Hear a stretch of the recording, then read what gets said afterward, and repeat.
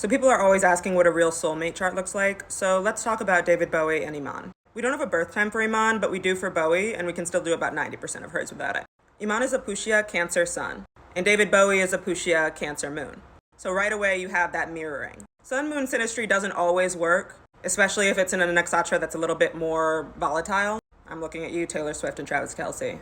But Pushya is the nurturer. It's ruled by Saturn. It's grounded. It's about giving to somebody endlessly. It's made for that kind of soulmate connection.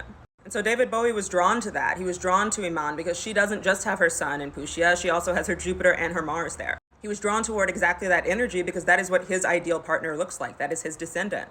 And then he had his Sun, Mars, and Mercury all in Purva Ashada Sagittarius. And that blended really well with her Mula Rahu and Purva Ashada Ceres, which is an asteroid that's all about nurturing and giving. It's a classic maternal asteroid. And so in this case, it felt like she was almost helping him be more himself. He felt at home with her.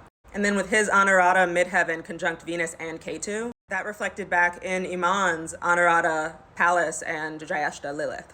He saw himself in her. He saw ideal in her. And with his Rohini Rahu, he was destined essentially to put down roots with somebody who mirrored back her same energy. And with his Swati Chiron conjunct her Swati Juno, so his deepest wound is near where her ideal partner, ideal husband is, he was actually able to feel almost healed by her presence. So if you're ever wondering why some couples are better than others, why they have more staying power, it's because of stuff like this.